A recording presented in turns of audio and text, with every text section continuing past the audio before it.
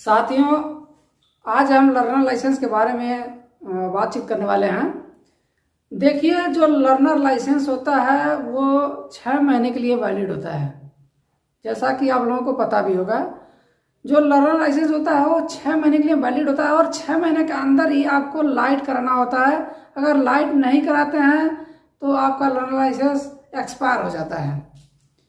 तो आपको इस पे ध्यान देना होगा कि 6 महीने के अंदर ही आपको लाइट करा लेना है किसी भी हालत में। अगर आप नहीं करा पाते हैं, उसी के बारे में आज हम विस्तृत जानकारी दे रहे हैं कि जैसे मान लीजिए किसी काम में आप व्यस्त हो गए, आप लाइट नहीं करा पाए और आपका धीरे धीरे 6ठा महीना हो चुका है, लेकिन अगर उसी 6ठे महीने में अभी एक्सपायर होने से पहले ही आप जा करके लाइट करा रहे हैं और लाइट आपका जो है वो कंप्लीट नहीं हो पाता, उसी बीच आपका लर्नर लाइसेंस एक्सपायर हो जाता है, तो उस बीच आपको क्या करना होगा। तो देखिए, इसके बारे में हम पूरी जानकारी देंगे आपको, लेकिन वीडियो पर आप बने रहेंगे। देखिए, दूसरी चीज़ आपको एक चीज़ और बता देते हैं कि बहुत लोग ऐसे हैं जिनका लाइसेंस बना हुआ है या वाहन स्वामी है जिनका गाड़ी है, वो कहीं ना कहीं उनके रजिस्ट्रेशन में आपका मोबाइल नंबर ऐड नहीं है, या लाइसेंस बना हुआ है उसमें मोबाइल नंबर ऐड नहीं है, मोबाइल नंबर चेंज हो चुका है। तो पूरा अपडेट करने के लिए आपको एक ही प्रक्रिया है, बहुत आसान तरीका है।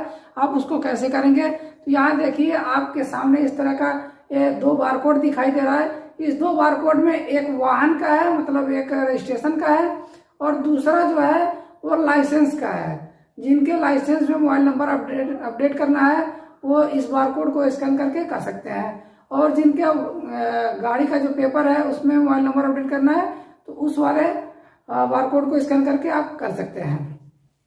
दूसरी चीज, आइए हम इस पे जो लाइसेंस के बारे में आज बात कर रहे हैं उसमें बता रहे हैं कि लाइसेंस को पुनः ऑनलाइन करने के लिए आपका एक छोटा सा प्रक्रिया है, उसी को पूरा करना होगा। लाइसेंस एक्सपायर होने के बाद बहुत सारे लोग नहीं जानते हैं, पुनः उसको नए तरीके से करते हैं। तो यह नए तरीके से नहीं करना है। इसमें एक्सपायरी का एक ऑप्शन आता है कि लर्नर लाइसेंस एक्सपायर हो चुका है तो उसको कैसे करना है। तो आइए हम चलते हैं वीडियो पर, आपको दिखाते हैं कि पूरा प्रोसेस कैसे कैसे आपको करना है। साथ ही साथ अगर आप चैनल पर नए हैं तो चैनल को सब्सक्राइब कर लें, साथ ही साथ बेल आइकन को भी दबा दें ताकि इस तरह का वीडियो का नोटिफिकेशन आपको मिलता रहे और आप उसका लाभ उठाते रहें। यहाँ आपको गूगल क्रोम में सारथी परिवहन डाल के आपको सर्च करना है, या डायरेक्ट आप परिवहन भी डाल के सर्च करेंगे तो भी आ जाएगा। अब यहाँ आप सारथी के पोर्टल पे आ चुके हैं। नीचे देखिए यहाँ दे रहा है सेलेक्ट स्टेट नेम। तो आप जिस भी स्टेट से हैं, पूरे भारत में किसी भी स्टेट से हैं, तो वहाँ आपको चूज करना होगा। चूज करने के बाद यहाँ कुछ पॉपअप दे रहा है, यहाँ बहुत सारा ऑप्शन दे रहा है कि कुछ चीज़ें ऐसे हैं जो कॉन्टेक्टलेस है, जो ऑनलाइन के माध्यम से हो जाएगा, तो इसको आप पढ़ सकते हैं पूरा।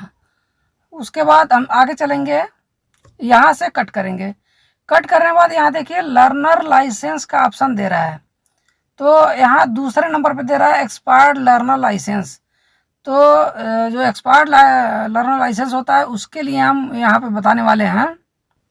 तो यहाँ जो आपका पिछला लर्नर लाइसेंस था उसका नंबर जो था वो नंबर यहाँ डालना है। लर्नर लाइसेंस नंबर जो है वो आपको यहाँ पे फिल करना है। फिल करने के बाद आपको डेट ऑफ बर्थ डाल कर कैप्चा डाल करके यहाँ आपको सबमिट करना होगा। तो आइए चलते हैं, हम आगे बढ़ते हैं, फिर आपको अगला स्टेप बताते हैं। अब यहाँ सबमिट करते हैं। सबमिट करने के बाद आपको देखिए यहाँ नाम और फादर का नाम जो है वो आपके सामने शो कर चुका है। तो इसको आप एक बार मिला भी लेंगे, कहीं ऐसा नहीं है कि गलती की वजह से किसी दूसरे का नाम आ गया है, तो यहाँ आप मिला लेंगे। वैसे गलती नहीं होगा क्योंकि लर्नर लाइसेंस नंबर और डेट ऑफ बर्थ दोनों मैच करेगा तभी होगा। तो मिलाने के बाद देखिए यहाँ फिर से हम कन्फर्म करेंगे।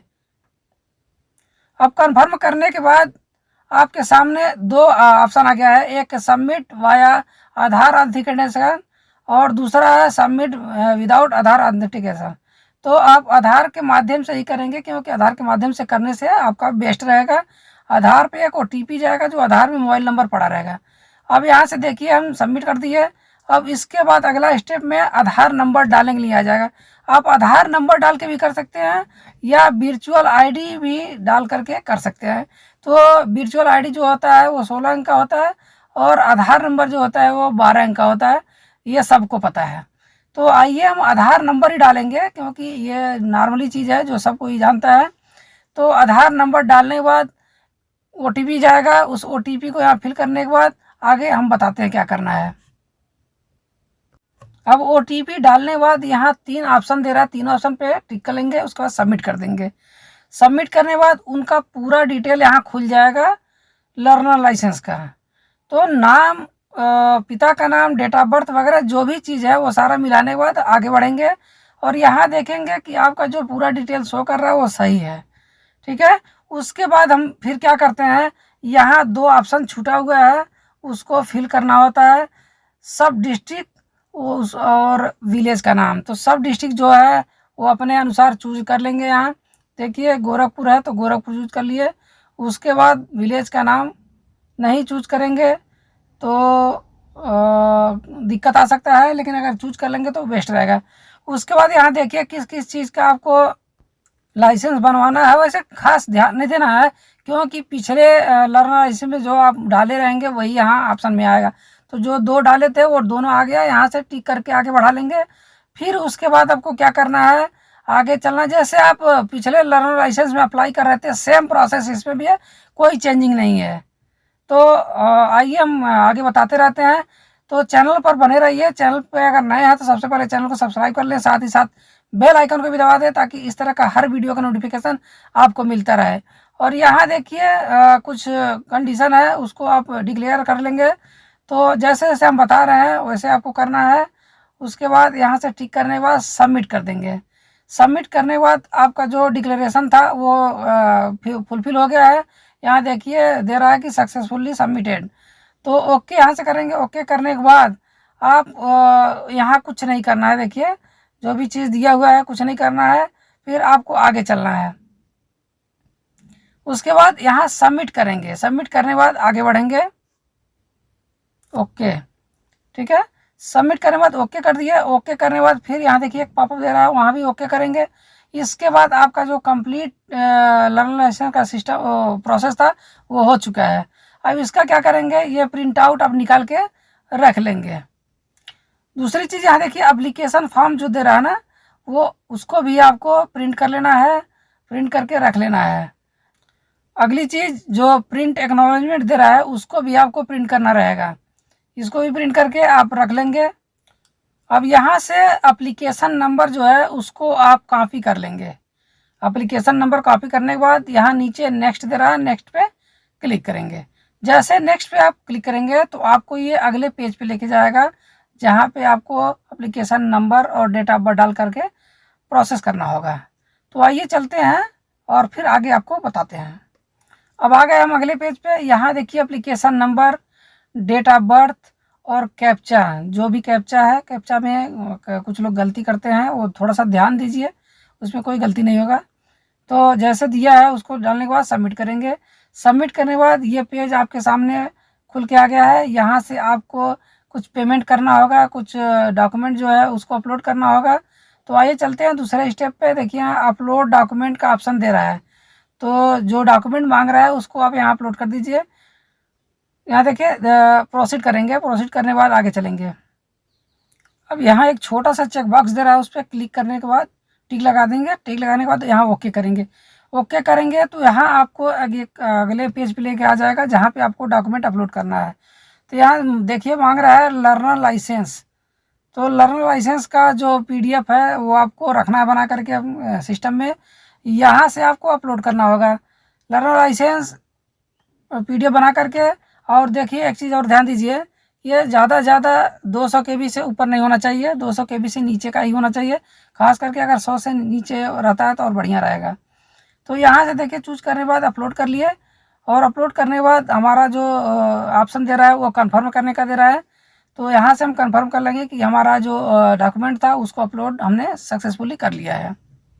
देखिए यहाँ दे रहा है all document are uploaded successfully. केवल लर्नर लाइसेंस को ही अपलोड करना होता है, बाकी कुछ नहीं करना होता है।